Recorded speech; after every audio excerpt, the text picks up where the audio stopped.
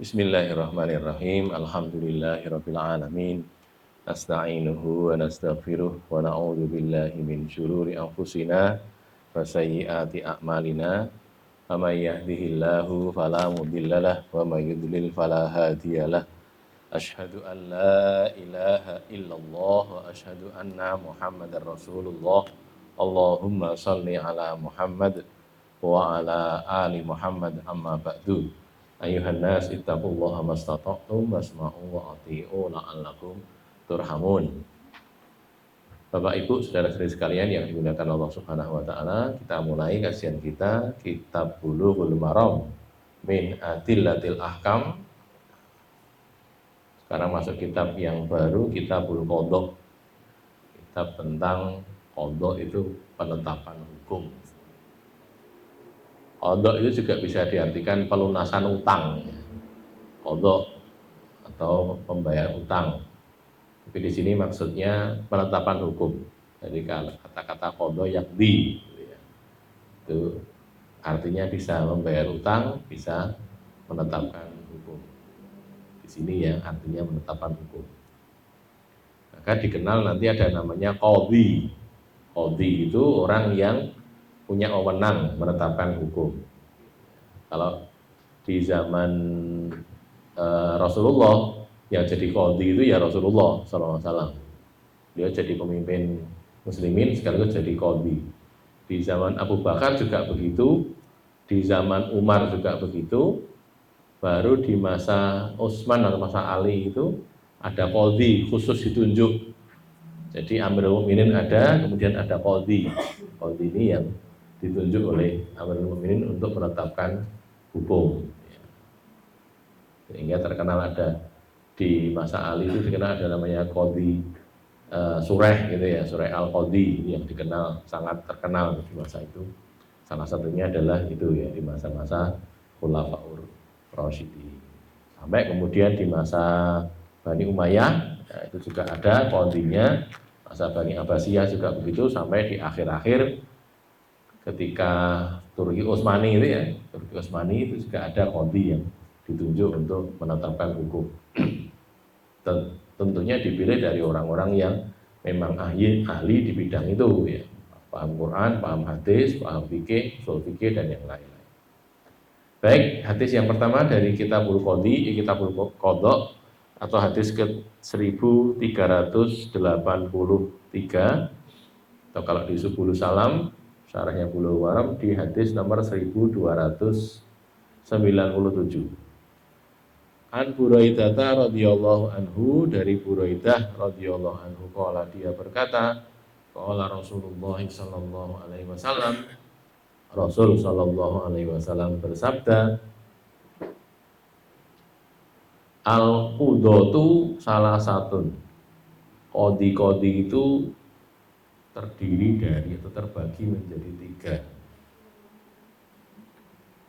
Qadhi itu tiga macam gitu ya. Tiga jenis. Al-qudatu salah satu. Qudat itu jamak dari qadhi. Qadhi jamaknya qudat. Isnani finnar, dua di neraka. Dua jenis qadhi itu berada di neraka. Wa wahidun fil jannati, dan satu di jannah. Satu jenis berada di jannah, di surga. Siapa itu? Rajulun arafal haqqo. Ini yang di jannah ya. Seseorang yang dia mengetahui al-haqqo, kebenaran. Dia tahu kebenaran. Faqadha bihi, lalu dia menetapkan hukum bihi dengannya. Allah menetapkan hukum bihi dengan kebenaran itu. Fahuwa fil jannati, maka dia berada di jannah. Ya, nantinya ya, dia sudah mati, nanti sudah saatnya untuk dihisab, nanti dia dimasukkan ke jannah karena dia tahu hukum yang benar dan dia memutuskan dengan yang benar tadi. Qadhi jenis kedua, warajulun arafal haqqo, seorang yang dia itu mengetahui hak, kebenaran. Dia tahu kebenaran, tapi falam yakdzibihi, tapi dia tidak memutuskan dengan kebenaran itu. Tahu yang benar, tapi memutuskannya tidak berdasarkan pengetahuannya itu dengan yang lain. Wajaro fil hukmi, dan dia lalim, lalim dalam hukum.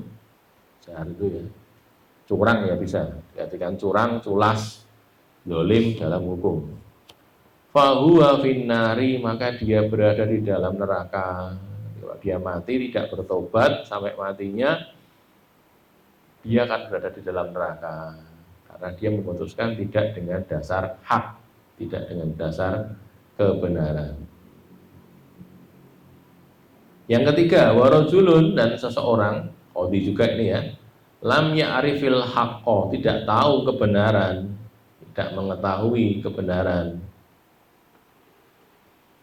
Faqadha linnas, maka dia memutuskan hukum untuk manusia, untuk publik, untuk masyarakat, ala jahlin, atas dasar kebodohan, ketidaktahuan. Karena nggak tahu yang benar, putuskannya ya berdasarkan ketidaktahuannya itu, nggak tahu yang benar kan. Fahuwa finnari, maka dia berada di dalam neraka juga. Ini dua yang terakhir ini ya, ini masuk dalam neraka.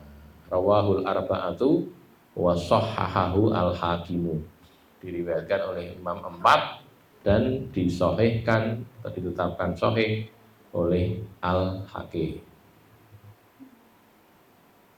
Ini ya, saya ulangi lagi, ini ada 3 jenis qadhi, 3 jenis hakim. Qadhi itu ya kalau kita sebutannya di sini hakim ya. Ada yang berada di surga, ada yang di neraka. Yang di surga yang pertama ini saja ya. Yang dia tahu kebenaran dan dia memutuskan berdasarkan kebenaran itu tadi. Pakai dasar itu. Nah, itu maksudnya apa? Ya aturan Islam ini, aturan Allah ini. Yang kedua, dia tahu kebenaran itu, tahu. Aturan Islam dia tahu. Mungkin pernah belajar juga ya. Tapi dia tidak mau pakai itu. Apapun alasannya ya, alasannya begini-begini, dia pakai yang lain, dia tidak menggunakan itu dan dia curang. Saya potong dulu, hukum apapun juga itu kalau tidak berdasarkan al-Islam, Quran hadis, itu curang namanya. Kenapa? Karena hukumnya itu dari Allah harusnya, gitu ya. Ini kita bicara ilmu loh ya, kita bicara ilmu begitu. Nah ini sudah benar kok, disusun dengan berdasarkan ini, mempertimbangkan iya, tapi yang paling tahu tentang manusia itu adalah Allah. Sehingga hukum yang harusnya diberlakukan adalah hukum Allah, bukan hukum manusia, gitu ya. Kita lihat dulu keterangannya. Yang pertama, al-arba'ah, imam 4 itu adalah 4 penyusun kitab sunan. Abu Dawud, Tirmidzi, Nasai, An-Nasai, dan Ibnu Majah. Kalau imam 4 itu ya. Ini saya cari di kitab-kitab ini didapatkan ya di Abu Dawud di Kitabul Aqdiyah, hadisnya nomor itu ya, bisa dibaca sendiri di footnote itu. Kemudian di Al-Hakim ini di hadis ke-7012. Karena kan tadi ada Sahhahahu Al-Hakim itu kan ya, disahihkan oleh Al-Hakim. Saya cari di Mustadrak melalui Syamilah tentunya ya, bukan di kitabnya langsung. Itu didapatkan di hadis nomor 7012. Hadis ini menjadi dalil bahwa tidak ada hakim yang selamat dari neraka kecuali hakim yang mengetahui kebenaran, memahami kebenaran, dan mempraktekkannya. Tidak cukup tahu saja, tapi juga dipraktekkan. Dia memutuskan dengan kebenaran itu. Kalau tahu tapi tidak memutuskan dengan itu, tetap saja di neraka tadi ya, jenis kedua tadi. Atau tidak tahu, karena tidak tahu tidak mungkin praktek ya, di neraka juga.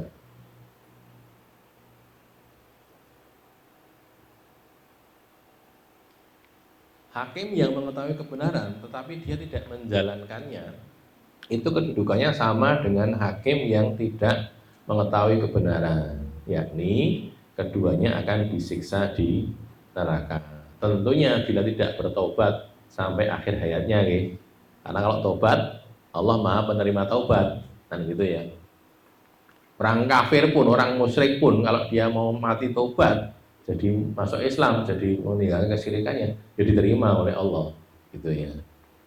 Yang ayat innallaha la yaghfiru ayyushraka bihi Wa yaghfiru ma duna dzalika liman yasha itu maksudnya kalau dia mati dalam keadaan musyrik, gitu loh, tidak diampuni. Tapi kalau sebelum mati tobat musyrik terus jadi muwahhid, jadi orang yang bertauhid, jadi diterima oleh Allah. Allah itu Maha penerima taubat, gitu ya. Hakim yang tidak tahu kebenaran tetapi ketetapan hukumnya menepati kebenaran itu tetap masuk neraka karena kemutlakan hadis ini. Ini dari syarah ya, kita dapatkan. Kalau dia tidak tahu kebenaran, tapi keputusannya itu sama dengan keputusan hukum Islam, misalnya gitu loh. Misalnya loh ya, kan bisa jadi lah ya. Keputusannya begini, itu sesuai, tetap saja dia masuk neraka. Kenapa? Karena bunyinya kan hakim yang lam ya'rifil haqqo gitu, tidak tahu kebenaran. Terus dia memutuskan dengan kejahilan kan, ketidaktahuan. Tidak tahu nih bener, itu tetap saja masuk neraka. Kenapa? Karena bunyi hadisnya itu yang jenis ketiga tadi kan, tidak tahu kebenaran, dia memutuskan dengan ketidaktahuannya itu kan gitu. Tidak dibicarakan hasil keputusannya. Gitu ya. Jadi walaupun benar dia memutuskan tidak berdasarkan kebenaran, tapi benar keputusannya sesuai dengan kebenaran, maka itu tetap saja masuk neraka. Maka kita yang perlu kita jalani itu Islam, gitu. Al-Islam, bukan sesuatu yang mirip al-Islam, bukan, atau yang persis dengan Islam, tidak. Jadi kalau ini ya, ini ada sholat diajarkan oleh Rasulullah, ada amalan yang persis dengan sholat, misalnya gitu, misalnya semuanya sama dengan sholat, tapi bukan sholat, entah dinamai apa gitu ya, bukan sholat, gerakannya persis, mungkin sebagian lafadznya sama, gitu ya, itu bukan sholat dan tidak diterima oleh Allah. Sholat itu harus seperti yang diajarkan Nabi, ya, diniatkan lillahi ta'ala, itu jadi ibadah. Nah, tidak.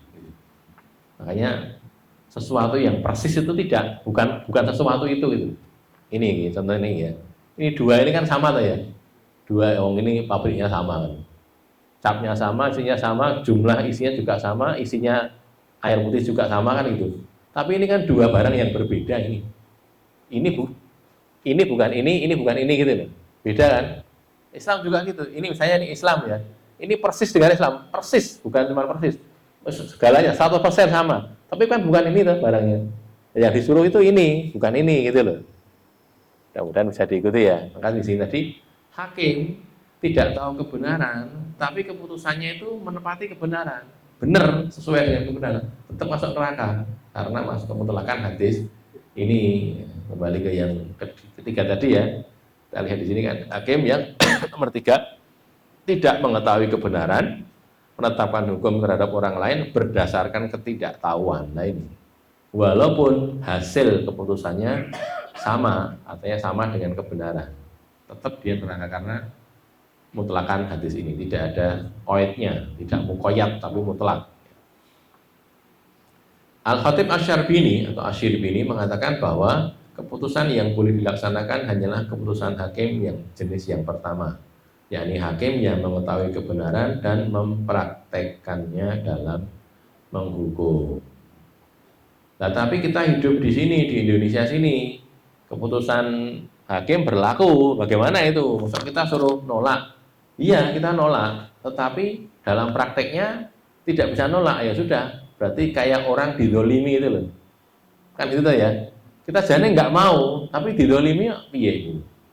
Tidak mau kita, tapi didolimi, harus mau, ya sudah. Bukan kita tidak terima, tetapi ya wes, tidak punya kekuasaan, kan gitu ya. Jadi tidak terima, tidak mau melaksanakan sebenarnya. Cuma masalahnya orang lakon itu ya tetap dilaksanakan oleh yang lain, kan gitu ya. Contohnya saya misalnya rebutan masalah yang sering-sering terjadi itu kan tanah ya. Sudah jelas hukum Islam diberlakukan dan hukum secara internasional juga begitu. Orang tinggal di satu tempat sampai 20 tahun, tidak ada yang klaim, tidak ada yang komplain, dia tinggal itu tadi, tidak ada yang komplain, tidak ada yang klaim, maka dia jadi pemilik sah tempat itu. Dalam Islam juga dikenal begitu. Ada ihyaul mawat istilahnya,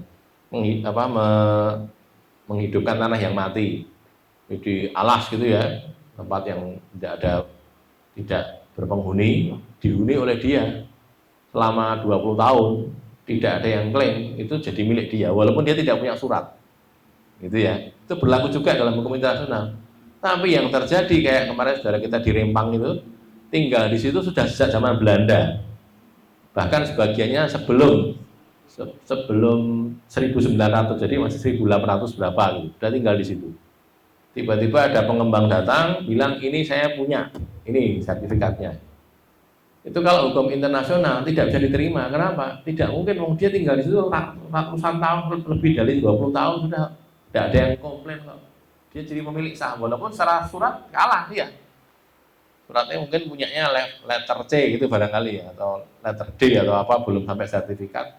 Tapi ini orang pengembang datang bawa sertifikat. Itu secara hukum internasional saja, bukan hukum Islam lebih lagi. Hukum internasional saja mestinya tidak bisa itu. Gitu ya. Tapi ya didolimi, iya ya, kayak tadi ranompo, tapi ya didolimi bagaimana? Tidak mau melaksanakan sebenarnya, tapi dia nggak mau melaksanakan, yang lain melaksanakan, dia digusur akhirnya. Ya kan? Seperti yang juga terjadi di PIK 2 sekarang ini.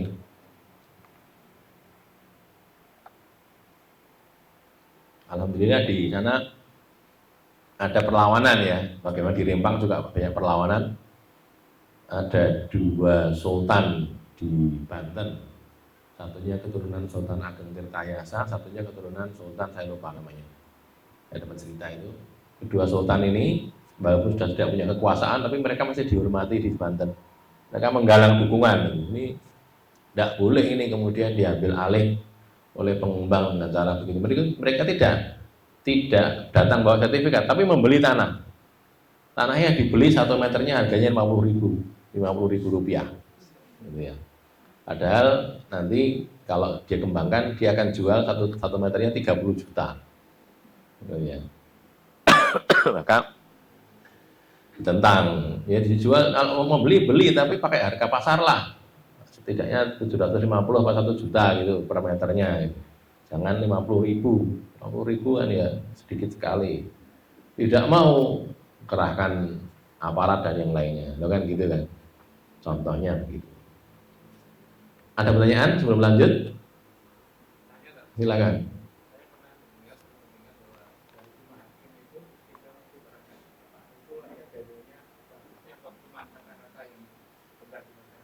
Lima hakim. Saya belum pernah dengar. Tiga masuk neraka. Maksudnya persentase gitu tuh. Oh, enggak tahu. Yang ada hadisnya yang ini, 3 jenis bukan persentase. 3 jenis. Mungkin saja satu negara barangkali ya, hakimnya jujur semua, termasuk yang jenis pertama semua kan bisa itu. Bisa jadi. Yang setidaknya kalau zaman Khulafaur Rasyidin ya mesti hakim jenis pertama yang ada kan. Enggak mungkin kan jenis kedua dan ketiga. Ada lagi? Silakan.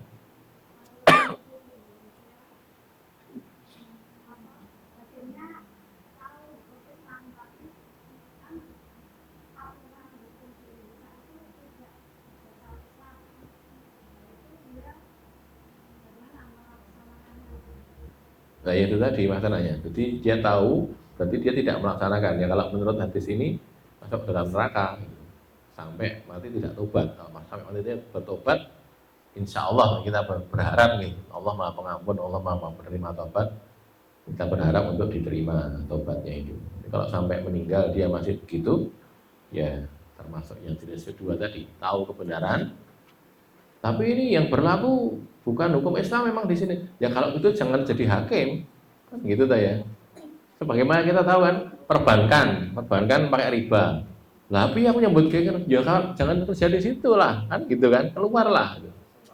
Jangan nanti saya keluar harus bayar denda, ada caranya, biar tidak bayar denda ada caranya.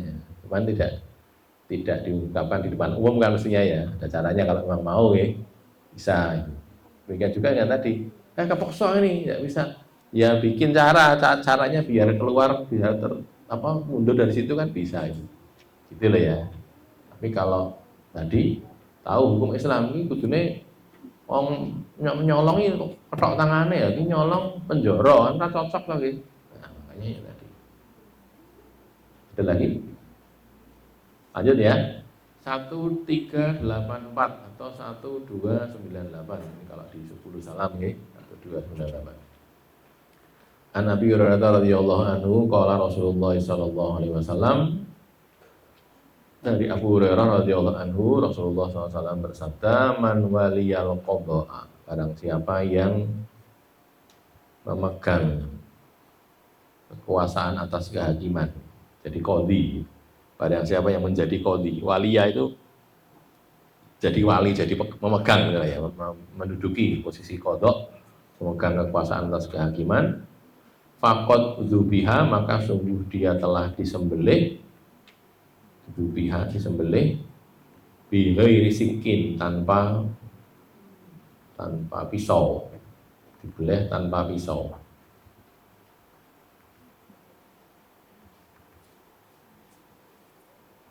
Apa maknanya ini? Kita lihat dulu ya. Siapa pegang kendali atas kehakiman, apa kekuasaan kehakiman, keputusan hukum, dia seperti disembelih tanpa pisau. Rawinya dulu ya, diriwayatkan oleh Imam 5, rawahul khamsah, wa sahhahahu Ibnu Huzaimah wa Ibnu Hibban. Ditetapkan sahih oleh Ibnu Huzaimah dan Ibnu Hibban.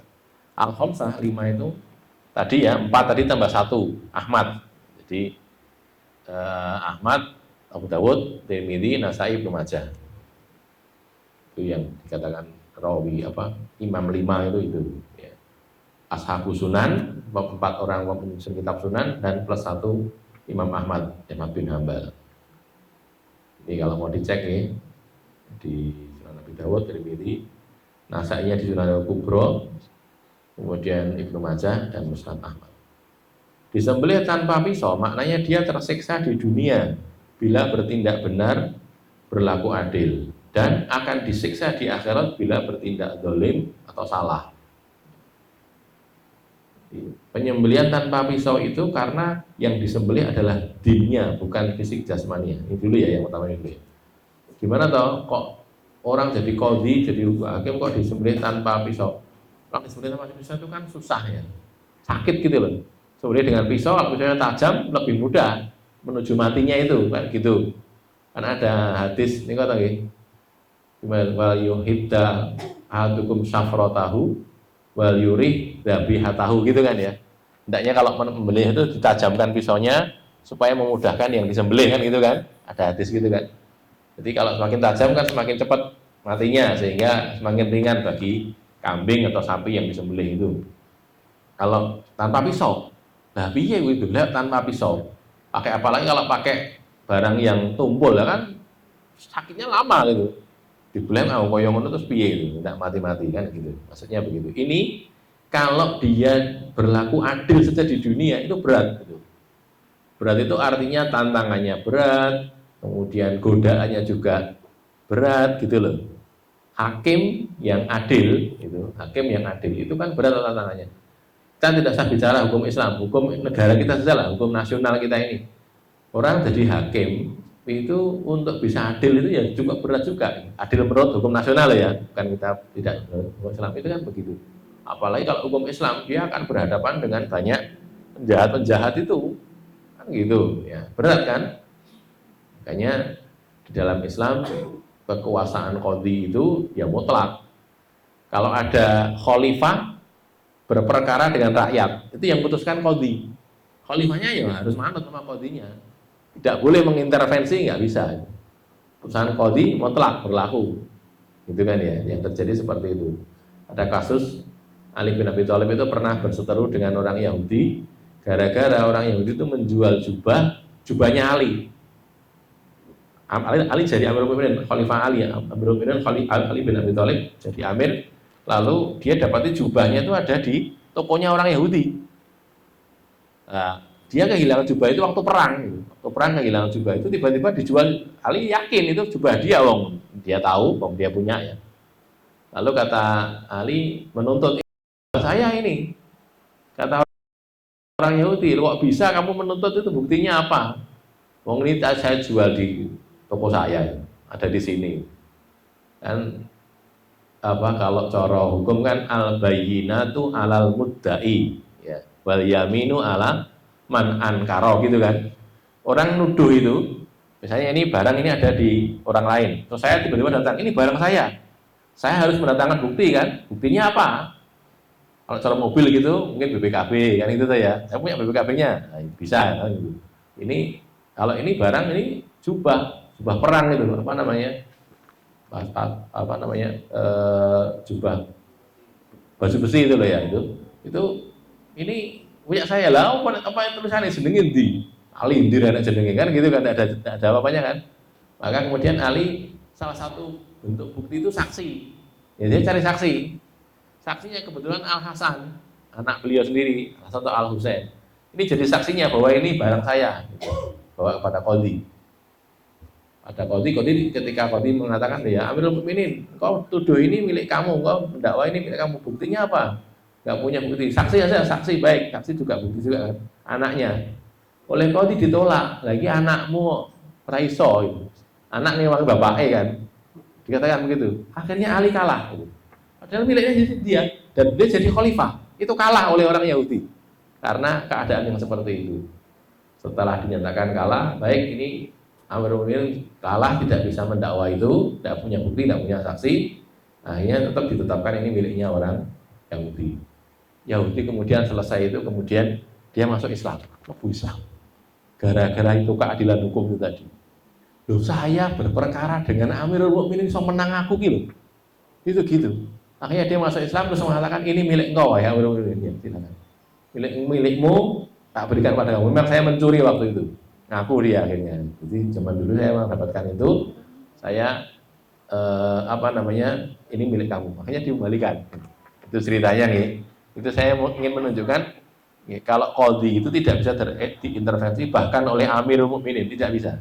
Amirul Mukminin bahkan dikalahkan gara-gara kalah dalil, kalah argumen.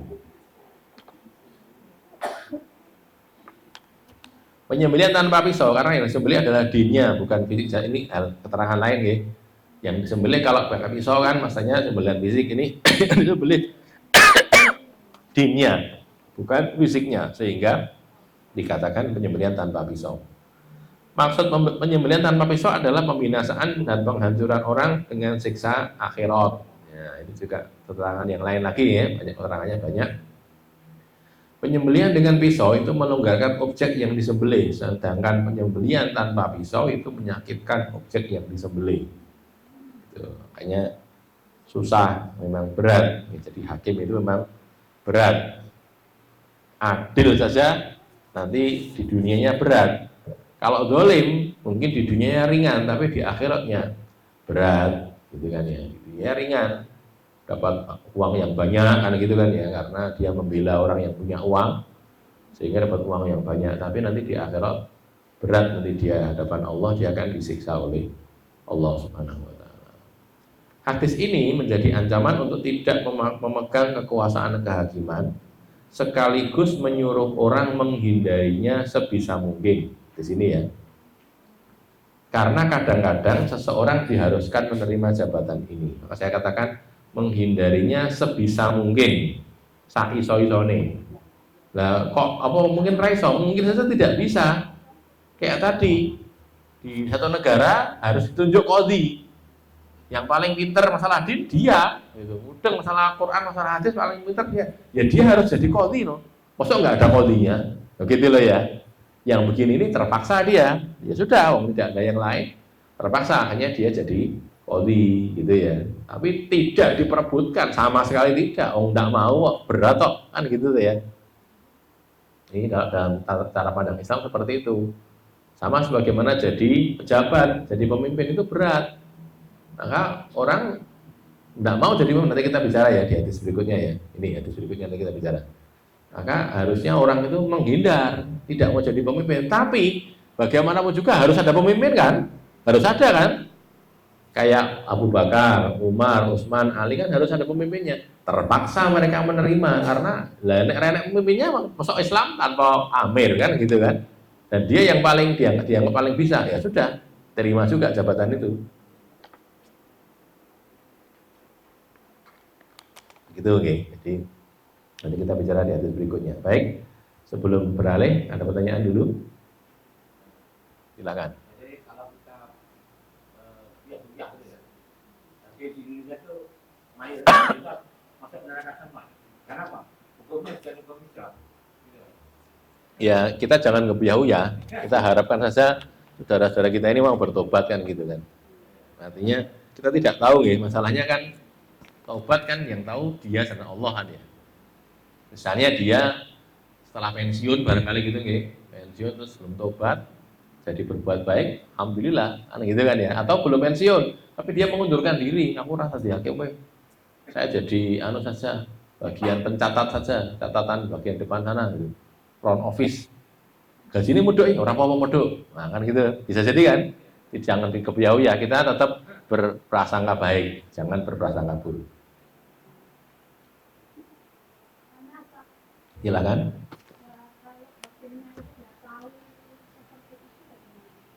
Tidak tahu bagaimana? Ye.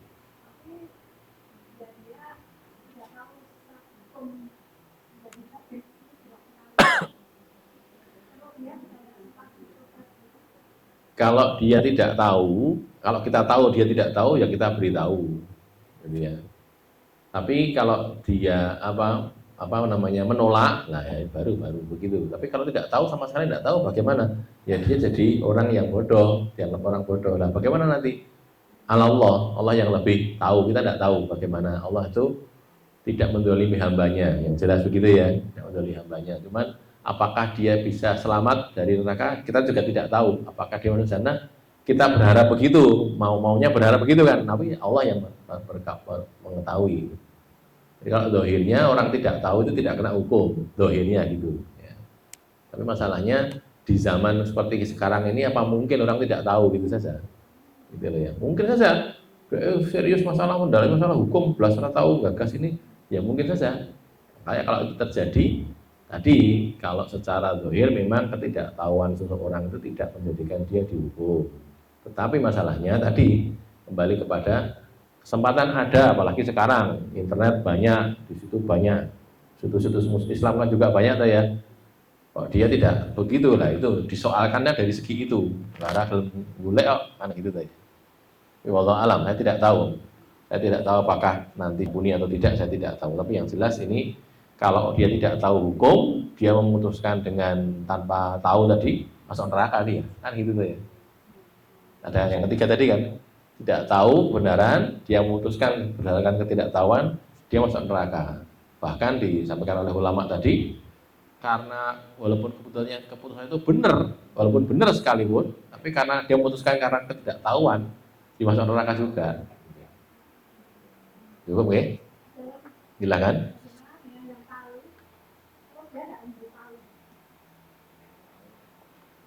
Tahu tidak memberitahu.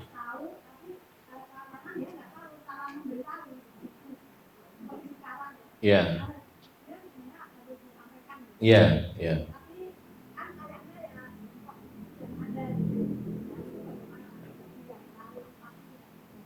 Makanya ini saya dalam rangka menyampaikan pada bapak-bapak ibu-ibu ya. Ini bapak-bapak ibu silahkan menyampaikan pada yang lain. Jadi kita kan terbatas ya, omongan kita juga terbatas toh ya. Tidak bisa bicara sama sekian banyak orang, apalagi di forum hakim gitu kan nggak bisa toh ya. Kalau punya kesempatan sampaikan gitu. Artinya kita berusaha, tapi bagaimanapun juga usaha kita kan terbatas gitu loh. Tidak bisa kemudian kita jangan ngerti deh, iya hakim nih aku belum kesempatan ngomong ya sudah belum punya kesempatan ngomong. Kalau punya kesempatan ngomong, omongkan, gitu lah ya, sampaikan itu. Karena kan banyak ada WA, ada grup WA. Materinya saya di copy, kirimkan ke grup WA kan bisa gitu. Gitu lah ya. Salah satu contohnya begitu. Ya. Ada lagi? Cukup ya. 1385 1299. Wa anhu dan dari dia juga dari Abu Hurairah radhiyallahu anhu qala dia berkata qala Rasulullah sallallahu alaihi wasallam Rasul bersabda innakum sesungguhnya kalian satahrisuna alal imarah sungguh kalian akan rakus berebut haroso itu artinya rakus sama rakus alal imarah atas kepemimpinan kedudukan sebagai pemimpin al imarah wasatakunu dan akan menjadi Imarah tadi itu akan menjadi nadamatan, penyesalan. Yaumal qiyamati, pada hari kiamat.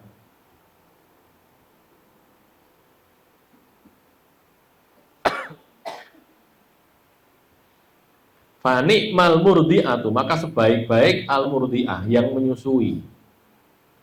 Jadi imarah tadi, kepemimpinan itu adalah sebaik-baik yang menyusui. Wabi satil fatimatu, dan seburuk-buruk yang menyapih. Al fatimah itu yang menyapih, murdi'ah yang menyusui.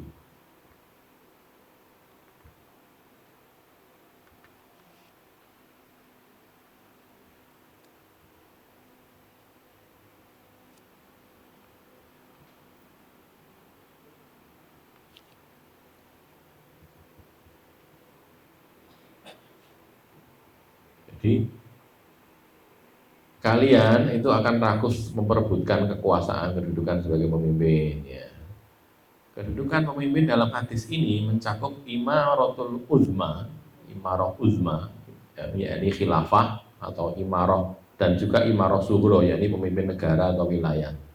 Jadi kalau khalifah itu bukan pemimpin negara, pemimpin sak dunia gitu loh, seluruh dunia. Jadi Umar bin Khattab misalnya ya, jadi khalifah Amirul Mukminin, itu yang dipimpin cuma negara Arab saja, enggak ya, termasuk Persia, Syam, Mesir kan gitu kan ya, banyak negara. Nanti masing-masing itu ada imarahnya sendiri, ada pemimpinnya sendiri. Mesir dipimpin oleh Amr bin As misalnya gitu kan ya, ada di sana. Siapa lagi di sini ada pemimpin lagi, jadi corongnya pemimpin negara itu ada. Nah ini yang lebih tinggi lagi. Di Amirul Mukminin itu bukan pemimpin negara, lebih dari sekedar pemimpin negara, pemimpin umat Islam seluruh dunia. Makanya sebutannya Amirul Mukminin, amirnya orang-orang yang beriman, gitu. Pemimpinnya orang-orang yang beriman. Jadi ini mencakup khilafah, imamatul uzma atau imaratul uzma, dan juga imarah sughra, yaitu pemimpin negara atau pemimpin wilayah. Kepemimpinan itu menjadi penyesalan bagi siapa saja yang tidak menggunakannya sebagaimana seharusnya. Seharusnya itu masih sesuai dengan yang dikehendaki Allah dan Rasulnya. Gitu.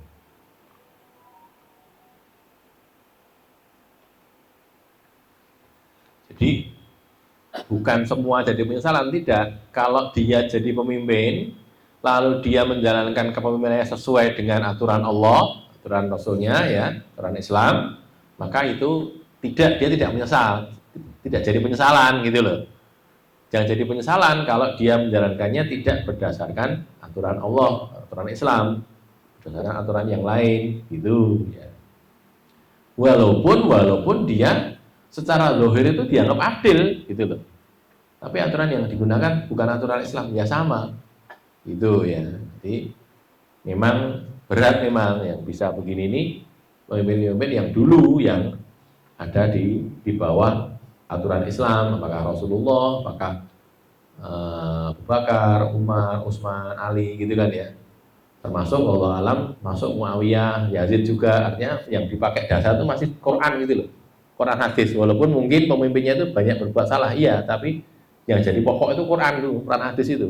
Bukan kok undang-undang yang lain, tidak. Termasuk Bani Abbasiyah juga. Bani Abbasiyah juga begitu kan, yang pokok ini walaupun banyak kemaksiatan dilakukan, tapi toh yang jadi utamanya adalah core-nya itu ya, inti utamanya itu adalah Al-Quran hadis, bukan yang lain. Pada hadis yang dikeluarkan oleh Al-Bazzar dan At-Tabarani dengan sanad yang sahih termaktub ini. Belum saya cek lagi nih. Tapi barangkali mau kita cek di Al-Bazzar dan At-Tabarani. Al-imaratu awaluha malamatun. Kepemimpinan itu awalnya adalah celaan, dicela. Wa tsaniha, dan yang keduanya adalah nadamatun, penyesalan. Wa tsalisuha, dan yang ketiga adalah azabun yaumal qiyamati, kan mendapatkan azab pada hari kiamat. Illa man adala, ini ada kecualiannya di sini, perkecualiannya ya, perkecualiannya kecuali orang yang adil. Adil itu apa toh? Adil itu kalau dalam bahasa fikih, dalam bahasa kita Islam adalah menempatkan sesuatu pada tempatnya, kan gitu. Hukum Allah tempatkan sebagaimana seharusnya, itu namanya adil. Oh dia adil kok, pemimpin yang adil, tapi yang dipakai bukan hukum Allah, hukum yang lain, ya tidak adil namanya. Ada kezaliman di situ, gitu ya. Walaupun dipuji oleh rakyatnya, dia adil, dia berbuat baik, iya, tapi begitu keadaannya, gitu ya. Ini hakikat ya, hakikat ilmunya seperti itu ya. Bahwa prakteknya nanti bagaimana kita lihat nanti, tapi yang jelas kita bicara ilmu, ilmunya adalah seperti itu. Kepemimpinan adalah sebaik-baik yang menyusui.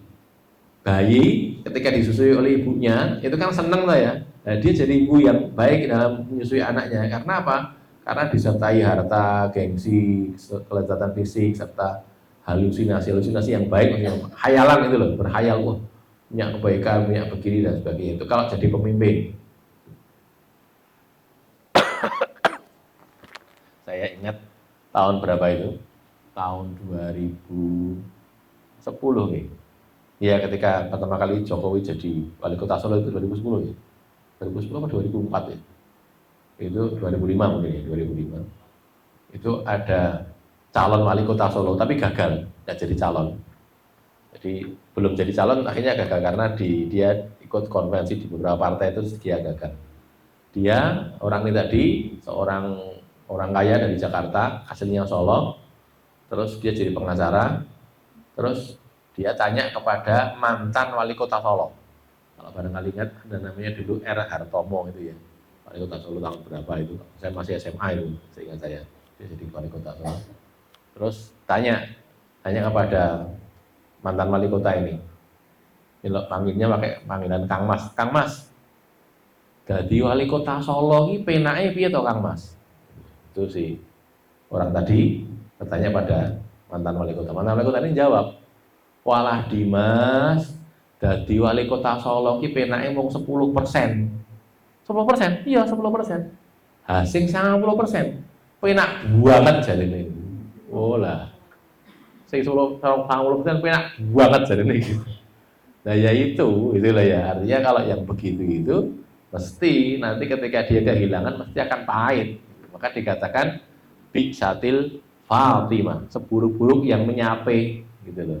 Waktu disusui dia menikmati, sangat menikmati, tapi seburuk-buruk yang menyape kan disertai dengan pembunuhan, pengasingan, tuntutan pada hari kiamat, kan gitu. Ya. Biasa pegang kepemimpinan, turun dia, langsung sudah tidak dihormati lagi, kehilangan banyak hal, susah, akhirnya kena apa nih jenenge? Post power syndrome. Nggih. Cik kuwoso padahal wis ora kuwoso. Saya ingat kejadian Jenderal Gatot Nurmantio itu. Sudah purnawirawan ya. Dia pernah sudah jadi purnawirawan itu, dia mau ikut pemakamannya siapa saya lupa, masuk taman makam. Dicegat. Yang nyegat itu mayor gitu. Mayor atau malah mungkin di bawahnya itu. Kalah dia. Padahal dia jenderal tapi purnawirawan. Mau masuk tidak boleh. Maaf, Pak Gatot tidak boleh masuk. Loh, saya mau tidak boleh. Ini ada peraturannya tidak boleh masuk. Kalah dia. Walaupun mayor itu kan kalau cara kepangkatan kan masih jauh di bawah jenderal gitu. Jenderal nanti bawahnya lagi masih ada letnan jenderal, masih ada mayor jenderal, masih ada brigadir jenderal, masih ada kolonel, letnan kolonel baru mayor. Kan ada banget ya. Nah, ini pensiun masalahnya. Jangan kok dengan mayor, dengan kapten pun kalah kan gitu. Itu loh contohnya. Orang kalau sudah tidak berkuasa lagi kehilangan banyak hal, gitu ya. Maka itu dikatakan bisatil Fatimah, paling buruknya yang menyape. Tapi ada kata-kata di sini kan ya, ilaman adalah, kalau tadi kan ada kata-kata ini, ilaman adalah. Ini makanya gini, kalau kedudukan sebagai pemimpin, bila digunakan sebagaimana perintah Allah dan Rasulnya, akan memperkuat dakwah Islam dan penegakan syariat Islam terhadap rakyat. Gitu. Kayak kalau saya bicara di desa-desa ini, begini desa nomor kutho. Kutho iki. Di sini Pak Lurahnya masih dipilih langsung nemu tuh. Boten nih, ditunjuk ya. Berarti kota sudah ya. Di desa kan Lurahnya pilkades itu tuh ya. Kalau di desa saya disampaikan ada Pak Lurah ikut ngaji itu. Pak Lurahnya ikut ngaji malah 3 periode. Jadi itulah 3 periode. Saya bilang pada Pak Lurah juga pada yang lain juga. Ini contohnya Pak Lurah ya. Pak Lurah punya kekuasaan jadi Pak Lurah. Gunakan itu untuk memperkuat din. Apa contohnya? Contohnya saya ini yang keluarku ini sing Islam loh ya. Kudu salat. Oh, piye? Kan itu tuh ya. Orang salat diajari salat, gini salat. Kan gitu, bikin program. Kan gitu tuh ya. Mumpung punya kekuasaan, gunakan untuk memperkuat Islam. Itulah ya. Karena jadi penguasa begitu. Saya tidak bosan menceritakan saudara kita yang sudah meninggal di daerah Wonogiri sana. Dia jadi lurah, jadi kades, kepala desa, karena diminta oleh rakyatnya. Gara-gara rakyatnya itu pengen punya lurah sing salat gitu. Selama ini kan lurahnya tahu salat gitu. Jadi pengen punya lurah sing salat. Nah dia sholat. Dia pulang dari Kalimantan, dari tugas di Kalimantan, pegawai negeri, sudah pulang ke desanya sana, di Wonogiri sana. Terus dipaksa oleh penduduk untuk jadi lurah, nyalon gitu. Dia bilang, aku orang duit kok. Rasa nganggo duit, Pak. Kok kene urunan. Jadi apa? Penduduknya itu urunan. Butuh apa? Uruni, sudah. Sampai akhirnya pilihan menang dia, wis. Penduduk milih dia. Menang itu ceritanya yang menggelikan sekaligus mengharukan. Dia mau dilantik oleh Pak Bupati Wonogiri kan, di kabupaten. Seragam putih-putih itu loh. Itu tidak punya dia itu. Aku orang duwe, ya itu kok aneh urunan gitu. Bisa apa? Siapa namanya? Penduduknya urunan untuk belikan itu. Nah betul, akhirnya dia jadi lurah. Terus programnya salah satunya adalah memakmurkan masjid. Semua masjid yang ada ini dimakmurkan. Jangan ada masjid yang keleleran. Dimakmurkan. Jamaah itu kudu eneng. Diulang ngaji. Nah, gitu. Kemudian waktu itu kita kerjasama ya. Kita dari pondok ngirim anak-anak kita ke sana ngulang ngaji. Gitu. Difasilitasi oleh Pak Lurah. Pokoknya yang gini ulang ngaji itu ini ya diulang. Pokoknya ini didumi kabeh. Anu guru-guru sekolah pondok ini dia yang ikut bantu. Nah, gitu loh. Contohnya kayak gitu tadi. Kan manfaat itu. Gitu loh ya. Jadi lurah ya apa kedudukannya sebagai lurah itu bermanfaat bagi umat Islam gitu. Penegakan syariat, memperkuat dakwah. Selama saya jadi lurah sini, di wilayah kelurahan saya tidak boleh enek wong sing mabuk. Kan bisa atau begitu tuh? Bisa itu. Yo diatur loh. Nah, sing mabuk diusir. Ini sama namanya itu Hansip, ini jenenge apa itu? Linmas, Linmas. Sing mabuk kon lunga, ora ning kelurahan kene. Kan gitu. Bisa toh? Bisa gitu. Wong orang minum khamr, minum minuman keras itu bertentangan secara undang-undang sebenarnya dalam undang-undang kita, bukan kalau dalam Islam jelas ya. Di undang-undang KUHP itu ada aturannya, nggak boleh orang minum khamr itu nggak boleh. Zina juga iya, ada aturannya. Artinya itu sebenarnya bisa diperangi gitu loh, kalau dia pegang kekuasaan. Penerapan syariat Islam membutuhkan kepemimpinan. Butuh, iya, makanya harus ada pemimpin memang. Nah, kita gara-gara nggak punya pemimpin jadinya kayak sekarang ini. Banyak yang tidak bisa diterapkan kan. Banyak aturan Islam tidak dapat ditegakkan ketika kepemimpinan belum didapatkan. Yang paling gampang aturan pencuri potong tangan. Memang kita bisa menerapkan? Ya tidak bisa. Kita mau potong tangan pencuri, kita dipenjara. Dianggap berbuat kekerasan kan gitu kan. Orang zina harus dirajam kalau sudah pernah menikah atau dipukul 100 kali kalau belum menikah. Kita mau terapkan itu. Kita sudah dipersoalkan. Masih ingat kan ya dulu ada Ustaz Ja'far Umar Thalib, Allah yarham, sudah meninggal. Itu dulu pernah dipenjara karena menghukum salah satu anggota Laskar Jihad di Maluku sana, di Ambon sana yang berzina. Dia zina, dia ngaku berzina, terus dirajam, sudah punya istri, dirajam, mati, terus dia diperkarakan. Ini menghilangkan nyawa orang ini, gitu loh. Gitu kan ya, sampai itu pertama kalinya TPM, tim pengacara Muslim membela itu waktu itu gitu. Jadi ada ceritanya dari Pak Mahendra Data ya. Waktu itu dia pertama kali diajak, ayo kita bantu ini, kasihan ini saat ini dia diperkarakan gara-gara ini. Waktu itu waktu Pak Mahendra diajak pertama kali oleh Pak Medan, Ahmad Medan, Pak Mahendra masih bilang, iyalah, dia di penjara lah orang hilangkan nyawa orang gitu. Jawabnya gitu, tapi akhirnya dia mau bela, jadi muncullah tim pengacara Muslim itu pertama kali yang ditangani di kasusnya Ustaz Ja'far Umar Thalib. Ada pertanyaan di sini? Sekali lagi ini ya, makanya dalam Islam belum kelewatan. Dalam Islam itu tidak ada wong rebutan pemimpin, itu enggak ada. Adanya rebutan untuk mau gitu. Adanya begitu. Tapi kan ya terpaksa mau kan, karena tidak ada pemimpin, lalu bagaimana?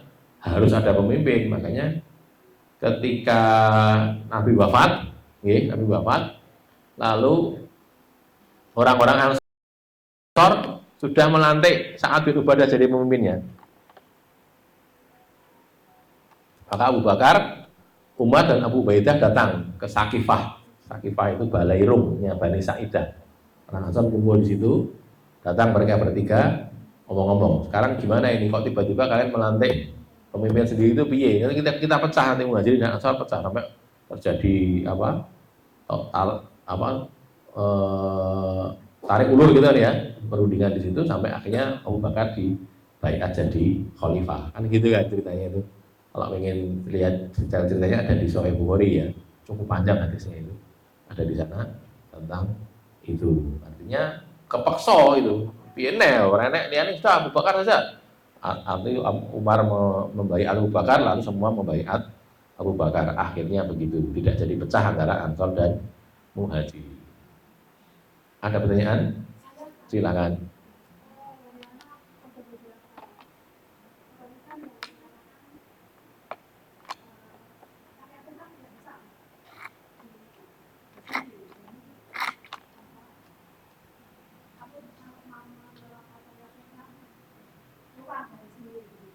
Ya.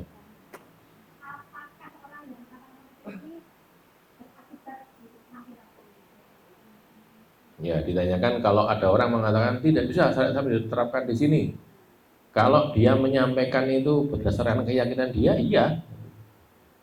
Keyakinan dia itu dia yakin tidak bisa diterapkan, berarti dia mengatakan hukum Allah tidak bisa diterapkan. Kalau gitu Allah dolim, mana gitu menerapkan hukum kok ora bisa diterapkan kan gitu kan? Berakibat sisa dia di neraka kalau dia menyatakan dengan keyakinan. Kalau itu sekedar sebagai omongan lip service, ya dia dosa besar gitu. Kalau lip service kok begitu? Mungkin karena dia dapat keuntungan kan ya. Pada ngomong-ngomong tak bayar gitu kan ya. Uangnya haram jelas, dia juga akan berhadapan dengan dosa yang besar gitu. Kalau Allah tidak mengampuni, masuk neraka juga sama saja gitu loh ya. Begitu. Jadi cuma ada dua kemungkinan itu kan. Kalau dia karena ketidaktahuan sekarang ini tadi kembali ya, tidak tahu, tidak tahu kok ngomong. Kan gitu tuh ya. Tidak tahu jangan ngomong lah. Saya yakin ya, kalau yakin berarti masuk neraka tadi kalau tidak bertobat. Tapi kalau tidak tahu kok bicara. Salah juga, wala taqfu ma laysa laka bihi ilm kan gitu kan. Tidak boleh ngomongan sesuatu yang dia tidak tahu. Ada lagi? Jenis-jenis hakim misalnya polisi, jaksa, kehakiman itu kan hakim dia. Kalau yang qadhi itu yang hakim. Ya. Kalau di itu kan polisi juga tahu majelis. Polisi ada juga kalau dalam negara Islam ada juga namanya keamanan bagian syurtoh itu ada polisi atau bagian hisbah namanya ya. Ada, tapi mereka itu sifatnya bertindak berdasarkan keputusan pemimpinnya. Jadi dia tidak di Indonesia setahu saya juga gitu kan. Bahwa melakukan kehakiman langsung di situ di tempat dihakimi sendiri itu kan karena pelanggaran. Sebenarnya aturan di Indonesia yang saya tahu nanti kalau saya salah diingatkan. Yang saya tahu itu polisi itu tidak begitu, polisi itu menuntut bisa gitu. Jadi dibawa ke kehakiman, makanya kalau ada ditilang itu kan dibawa ke pengadilan ya, yang hukum kan hakim gitu. Kan gitu, aturannya loh ya, aturannya memang begitu. Nah, yang di sini kita bahas ini yang hakim, bukan yang jaksa, bukan yang polisi. Masih ada? Lanjut ya. Berikutnya 1386 atau 1300. Wa an Amr bin al-As radhiyallahu anhu annahu sami'a Rasulullah sallallahu alaihi wasallam yaqul, Amr bin As berkata, Rasul bersabda, "Idza hakamal hakim." Apabila hakim itu mau menetapkan hukum. Ini bunyinya hakama ini fi'il madhi, cuma depannya ada idza. Itu artinya akan gitu loh ya, akan menetapkan hukum. Fajtahada, lalu dia beristihad. Istihad itu apa? Nanti keterangannya ada di sini ya, mengerahkan segenap kemampuan untuk mendapatkan kebenaran. Beristihad, summa asobah, kemudian dia benar. Istihad, terus istihadnya itu benar itu sesuai dengan yang Allah kehendaki. Falahu ajroni, maka dia mendapatkan 2 pahala. Ganjarannya double, 2, dapat 2 pahala. Wa idza hakama, dan apabila dia akan menetapkan hukum, fajtahad, lalu dia beristihad, summa akhta, kemudian dia salah. salah itu ya karena tidak sesuai kehendak Allah, kan tidak tahu kehendak Allah bagaimana. Tapi falahu ajrun dia tetap dapatkan satu pahala, ganjaran sisi gitu ya. Sebelum ke poin-poinnya, saya sampaikan dulu ya, hadis ini disalahpahami oleh orang. Kiranya nih hakim, pokoknya dia itu berusaha untuk menetapkan hukum dengan adil, ternyata nggak adil, ganjarannya siji. Ternyata adil, ganjarannya loro. Ini bicaranya itu hukum Islam, gitu loh ya, bukan hukum nasional kita, bukan hukum KUHP, bukan, tapi hukum Islam. Dan yang namanya istihad, sekali lagi ya, beristihad itu tidak semua orang bisa beristihad. Istihad dilakukan ini ya, hakim dan qadhi harus mampu melakukan istihad, artinya harus memahami Al-Quran, hadis, ulumul Quran, ulumul hadis, fikih, usul fikih, bahasa Arab dan keilmuan lainnya yang diharuskan adanya. Makanya tadi jadi qadhi itu dipilih sing mudeng agama gitu loh cara kita itu. Mudeng Quran, mudeng hadis, tidak sembarang orang, enggak gitu. Dipilih, ditunjuk oleh amirnya, oleh Amirul Mukminin. Dilihat yang paling mudeng iki ya wis dia jadi qadhi saja gitu loh. Dia harus tahu Quran, tahu hadis. Orang mungkin tidak tahu bagaimana mau beristihad gitu. Jangan sampai ada berdasarkan istihad saya berarti pacaran itu boleh. Loh kok boleh? Istihad kok yang ngono itu gimana? Wong ayatnya jelas ada kok. Bagaimana dia mau beristihad? Wong ayatnya nasnya itu ada gitu. Ada istihad, ada nas, ya gagal istihadnya, tidak boleh itu. Istihad itu ketika tidak ada nas, tidak ada Quran, tidak ada hadis yang ngatur itu, baru kemudian dia beristihad, kan gitu ya. Jadi Qurannya renek yang bicarakan tentang itu, hadis juga nggak ada. Dia tahu kalau tidak ada itu kan kalau sudah belajar toh nggih. Wis mudeng ora eneng tahu toh ya. Secara misalnya rasa ada Sahih Bukhari we. Orang bisa mengatakan itu di Sahih Bukhari tidak ada. Orang yang bisa mengatakan begitu siapa? Orang yang pernah belajar Bukhari dari awal sampai akhir, kan gitu. Nah, orang nggak pernah belajar Bukhari mengatakan ini Bukhari renek, dipercaya wong no, kan gitu tau ya. Lah oke sinau urung sinau kok wis ngomong reneng iki piye gitu kan. Orang sudah belajar Sahih Bukhari dari awal sampai akhir, dia paham isinya, maknanya paham. Dia bisa mengatakan itu di Sahih Bukhari tidak ada itu. Saya tahu. Lah ya, benar kalau gitu. Tapi kalau orang tidak mengatakan hadisnya orang reneng lah, kamu belajar apa gitu. Wis sinau durung kan gitu, wis katam durung, nek durung katam tidak bisa beristihad gitu lah ya. Saya katakan tadi. Kemudian istilah istihad ini kemudian diambil secara umum oleh orang-orang politik terutama ya, orang ngomong ada istihad politik saya loh kok gitu. Piye to begitu. Jadi ke istihad opo kuwi wong ngeramu dengan Quran apa hadis kok. Kan gitu ta ya. Enggak, maksudnya ini kaitan dengan keputusan ya. Keputusan itu bilang keputusan saja, jangan bilang ijtihad gitu. Karena yang namanya ijtihad dalam istilah fikih itu bukan seperti itu. Nah, makanya sekarang ya. Sekarang dia beristihad. Seharusnya dia memutuskan orang ini bebas. Tapi ternyata ijtihadnya memutuskan orang ini terhukum. Tapi dia beristihad karena tidak ada aturan Islamnya, nggak ada. Yang ngatur itu tidak ada. Detailnya itu nggak ada gitu.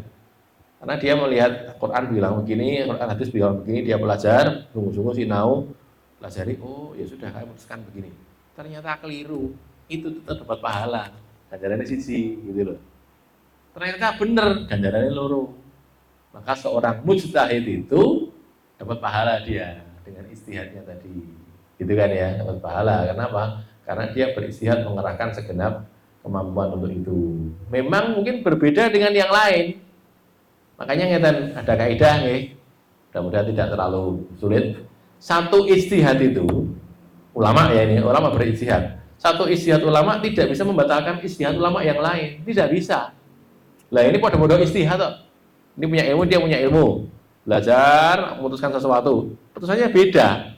Ya enggak apa-apa, tetap bertahan pada masing-masing itu. Tidak kemudian ini membatalkan sana, enggak itu. Ya masing-masing dengan ijtihadnya sendiri-sendiri gitu nggih. Wallahu a'lam bishawab.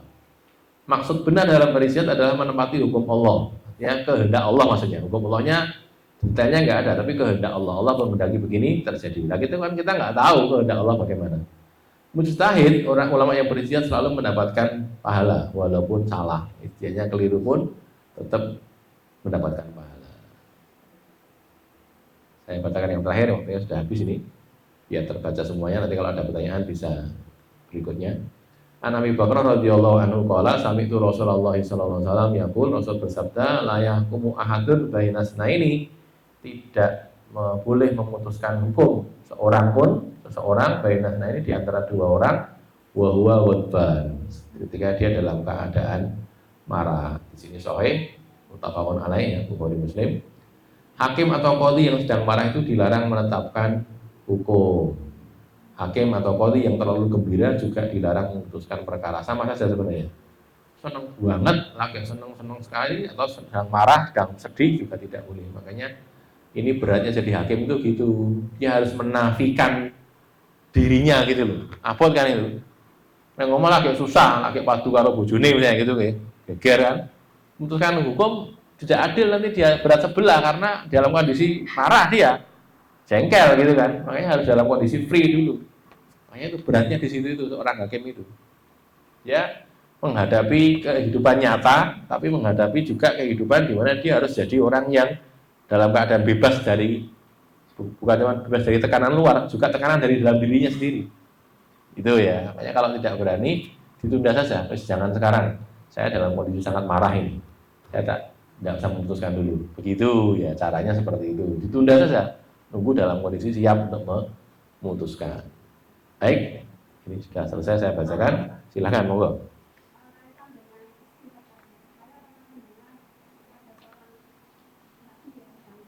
Ini karena waktunya sudah lewat, bahwa bapak ibu sedang ada acara yang lain. Silahkan nih kalau mau meninggalkan tempat nih. Tidak usah menunggu selesai. Silahkan yang bertanya silahkan, tapi yang mau meninggalkan tempat silahkan. Waktunya sudah lewat. Oke, monggo.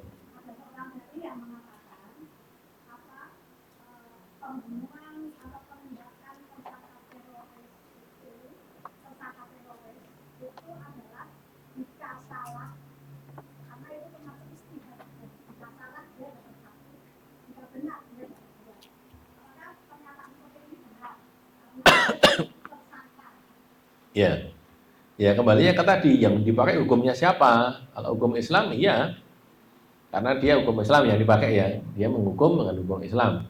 Dengan ijtihadnya dia menyatakan begini, ternyata salah, dapat pahala. Tapi kalau hukum yang digunakan bukan hukum Islam tidak bisa masuk hadis ini. Saya tidak mengatakan mesti elek, bukan lah ya, tapi tidak tepat menggunakan hadis ini. Karena yang namanya ijtihad dalam hadis ini adalah tidak ada dalam Quran, tidak ada dalam hadis. Semua hadis ya, bukan cuma Bukhari saja sebenarnya. Seluruh hadis-hadis itu dia dapatkan itu. Dia memutuskan karena orang yang liane dalil reneng, ya wes saya putuskan berdasarkan ilmu saya begini, gitu loh. Itu yang disebut dalam ijtihad dalam hadis ini yang seperti itu. Bukan ijtihad dalam arti umum tadi yang dipakai di Indonesia ini. Wong ini arep memutuskan sesuatu, dia mempertimbangkan itu namanya ijtihad, begitu kan? Ya kalau gitu ya tidak tepat pakai hadis ini gitu. Menggunakan hadis ini sebagai dalil tidak pas gitu loh ya. Saya tidak mengatakan mesti keliru, tidak, tapi itu bukan untuk aneh gitu loh. Hadis itu bukan untuk itu gitu. Bukan. Ada lagi? Iya. Iya.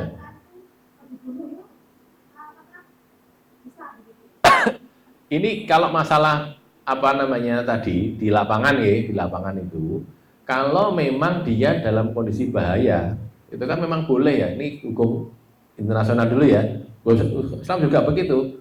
Misalnya seorang tugas keamanan polisi gitu ya, dia dihadapkan oleh menembak atau ditembak, ya dia boleh nembak kan, mempertahankan diri gitu loh.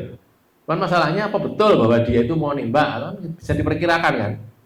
Gampangnya secara dohir ya yang saya tahu hukum yang berlaku di internasional ya itu begini loh. Misalnya orang bawa pistol, musuhnya bawa pistol, kita kan tidak tahu isi pistol itu ada isinya apa enggak, kita tidak tahu. Tapi dohirnya dia bawa pistol, ya boleh ditembak. Karena kalau enggak, ya kalau enggak ada isinya, kalau ada, ya kita ketembak loh kalau gitu. Kan gitu contohnya ya. Dia bawa bom, gitu, bawa bom. Walaupun kita tidak tahu bomnya itu tenanan apa bom etok-etokan apa bisa meledos pora kan. Tapi dohirnya bom itu, nah ya sudah kita amankan kan. Dia tidak mau mengangkat tangan ya, ditembak dulu, dia didumukan dulu kan gitu ya. Itu begitu. Bahwa di lapangan terjadi tidak seperti itu, ya lain hal kalau gitu ya. Ya kalau ada kerumunan massa misalnya mau menyerbu, dia nggak bawa senjata tajam, nggak bawa senjata berapi, senjata api. Ini polisinya bawa senjata. Kemudian dia mau nyerbu itu, ya kan tembak peringatan dulu kan ya, tembak peringatan, nggak berhenti, tembak kakinya kan gitu kan, ada gitunya kan, aturannya kan ada begitu. Bahwa orang yang ngomong tiba-tiba tembak pas jantungnya lah, itu kan pelanggaran kalau gitu, gitulah ya. Ya tadi saya katakan kalau di lapangan masalah tersangka atau terduga tadi itu kan cuma bahasa sebenarnya. Nah sekarang dia dalam kondisi tersangka atau terduga, tapi membahayakan apa enggak? Kalau memang membahayakan boleh ngambil apa namanya menyelamatkan diri itu boleh, dalam hukum Islam juga begitu. Gitu. Dalam hukum Islam kalau kita tidak mendahului kita didahului, ya kita harus mendahului dulu gitu loh ya. Sekali lagi kita tidak tahu sebenarnya pistol yang dia bawa itu pistol ada isinya apa enggak, itu kita tidak tahu. Tapi kan kita tidak mungkin takut yang sini pura kan, ya enggak gitu kan mestinya. Karena masalahnya kita dihadapkan antara kita membunuh atau dibunuh kan gitu saja. Gitu ya. Jadi walhasil keadaannya seperti itulah. Kalau tadi yang ditanyakan kalau dia beristihad dapat satu pahala, itu tidak tepat. Kenapa? Karena yang dipakai bukan hukum Islam. Kalau dipakai hukum Islam benar gitu loh. Qadhi dia beristihad, salah dia beristihad dapat pahala satu. Oh, dia tidak sengaja salah kok. Sudah mengerahkan segenap kemampuannya ini. Mungkin sedikit saja ya, tambah lagi. Kayak Imam Abu Hanifah saja. Imam Abu Hanifah, Imam Hanafi. Imam Hanafi itu tabi'in. Di masa beliau hadis itu belum banyak. Hadis belum banyak. Maka di masa kita sekarang ini kita kenal Imam Hanafi itu sebagai ahlu ro'i, menggunakan ro'i gitu loh. Karena tidak menggunakan hadis. Mengapa? Karena hadisnya belum sampai kepada beliau gitu. Pakai Quran tok gitu. Quran hadisnya sedikit saja. Dia punya memang cuma tahunya cuma sedikit gitu karena dia tabi'in kan. Hadis itu belum ditulis gitu loh. Belum ada kitabnya. Tahunya dari gurunya. Sehingga nanti kita akan dapatkan di mazhab Hanafi itu. Kok mazhabnya kok beginilah. Kita paham kalau kata orang sekarang ya ini salah ini begini. Salah kenapa? Karena ada hadisnya bertentangan dengan istihad ini. Bertentangan memang. Hadisnya eneng gitu. Hadisnya bertentangan. Waktu itu beliau belum tahu hadis itu kok. Gitu loh ya. Itu yang dikatakan dapat pahala itu gitu. Tapi enek mau Quran. Di Quran tidak ada, hadis sangat sedikit yang beliau dapatkan. Makanya beliau beristihad. Sekarang kita jadi tahu, oh ini hadisnya ternyata ini hadisnya bertentangan dengan istihadnya Imam Abu Hanifah. Yuk kita pakai hadisnya kalau gitu. Kan gitu loh ya. Kita bisa katakan kan ini salah. Salah tapi dia dapat pahala satu gitu loh. Nonton nggih? Contohnya begitu tadi. Ada lagi? Cukup nggih? Qul qouli hadza astaghfirullah li wa lakum alhamdulillahirabbil alamin.